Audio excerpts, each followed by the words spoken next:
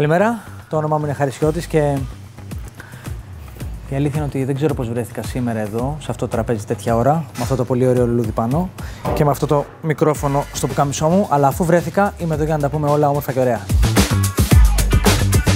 Λοιπόν, η πρώτη ιστορία μου έρχεται από το 2007, όπου έχω πάει με τους φίλους μου και τους μαθητές μου στο Λονδίνο.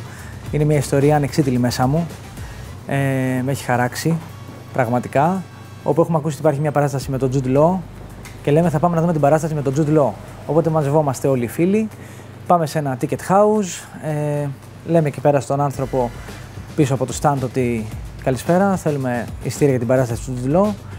Μας λέει φυσικά παιδιά, για πότε θέλετε, Σάββατο ήτανε. Του λέμε τι για πότε θέλουμε, για σήμερα, για απόψε. Τον πιάνουν κάτι γέλια, πάει να πέσει από το γκισέ κτλ. Λέει παιδιά, συγγνώμη που σας το λέω, αλλά η παράσταση με τον Jude Law έχει πρεμιέρα το 2010. Ήταν 2007. Η δεύτερη ιστορία μου αφορά μια παράσταση που κάναμε στο Ανοιχτό Θέατρο Κολονού, Πλούτος του Αριστοφάνη. Και εκεί πέρα ο σκηνοθέτης είχε την ιδέα η παράσταση να ξεκινάει με το όνειρο ενός επέτη, όπου είναι ένας χαρακτήρας που έμπαινε στην αρχή στο δεύτερο κουδούνι της παράστασης, έκανε τον κύκλο, ερχόταν ο σκηνοθέτης τότε στο αυτί και μου έλεγε, γιατί στην ουσία εγώ έκανα αυτόν τον άνθρωπο, ότι σε παρακαλώ πρέπει να βγεις έξω γιατί εδώ πέρα πρέπει να ξεκινήσει η παράσταση κτλ. Έβγαινα έξω, μετά ακολουθούσαν οι λόγοι του δημάρχου και όλων των υπευθύνων. Και στο τρίτο κουδούνι ξανά έμπαινα εγώ, ξανά έκανα την ίδια διαδικασία, την ίδια πορεία, έκανα τον κύκλο, ερχόταν πάλι ο σκηνοθέτης, μου έλεγε πρέπει να βγεις. Ανέβαινα εγώ στη σκηνή, πήγαινα στο κέντρο, ξάπλωνα, κοιμόμουνα και όλο αυτό ξεκινούσε έτσι η παράσταση με το όνειρο ενός επέτη. Έρχεται η στιγμή, ξεκινάω, μπαίνω μέσα, εμφανίζομαι, λέω σας παρακαλώ πολύ, πεινάω, κάτι να φάω κτλ. Αρχίζω και περπατάω. Δεν είχαμε ειδοποιήσει τα παιδιά του security και την ασφάλεια του θεάτρου ότι θα συμβεί αυτό το δρόμενο. Οπότε έτσι όπως περπατάω, αρχίζει ένας άνθρωπος, λέει σε παρακαλώ βγες έξω, εδώ πέρα είναι παράσταση, έχουμε έρθει να δούμε θέατρο κτλ. Έρχεται ο securitas με το που με ακούει και μου κολλάει εδώ πέρα στο αυτή, μου λέει σε παρακαλώ πολύ άνθρωπε, πρέπει να βγεις έξω, δεν είναι κατάσταση αυτή εδώ πέρα κτλ.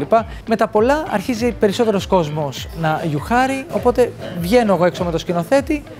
Τι ωραία, τι καλά, πηγαίνω στη γωνία μου στα καμαρίνια, περιμένω, βγαίνουν οι λόγοι κτλ. Και χτυπάει τρίτο κουδούνι, όπου εκεί πρέπει να ξαναεμφανιστώ. Ξαναεμφανίζομαι λοιπόν εγώ, σηκώνεται μια κυρία πάνω μου, πετάει €1 πάνω μου και σκάει κάτω και μου λέει πάρε αυτό να πας να φας κτλ. Και σε κάποια στιγμή γυρίζω, γιατί πρέπει να ανέβω στη σκηνή να πάω στο κέντρο να κοιμηθώ. Με το που γυρίζω και πατάω πάνω στη σκηνή το πόδι μου, πετάγεται ένας θεατής, λέει ανέβηκε στη σκηνή. Οπότε με γραπώνει ο securitas, κατεβαίνουν και 3 θεατές και με πιάνουνε χειροπόδαρα, ενώ τάβλα, όρθιος, και με βγάζουν έξω από το θέατρο. Ενώ με βγάλανε έξω από το θέατρο. Με πήγανε και με αφήσανε έξω από το θέατρο στον Κολονό.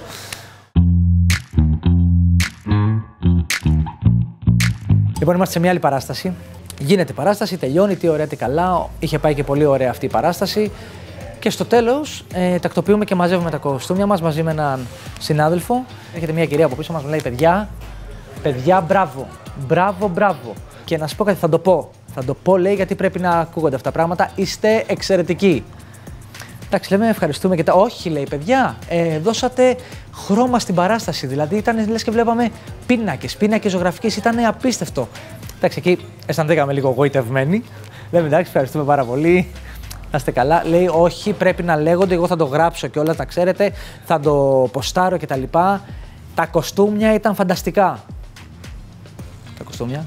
Και λέει, ενώ παγώσαμε λίγο, γιατί κατάλαβα ότι δεν μας μιλούσε σαν ηθοποιούς. Μας μιλούσε και νόμιζε ότι είμαστε οι ενδυματολόγοι της παράστασης. Αυτό τον καιρό, χθες, σήμερα, αύριο, μεθαύριο και για τον επόμενο καιρό, με πετυχαίνετε στα γυρίσματα της νέας κομικοφανταστικής σειράς Αρχελάο 5 και ανοίγει ένα πάρα πολύ ωραίο μπαρ στο Παγκράτη, όπου θα είναι ένα πάρα πολύ ωραίο στέκι.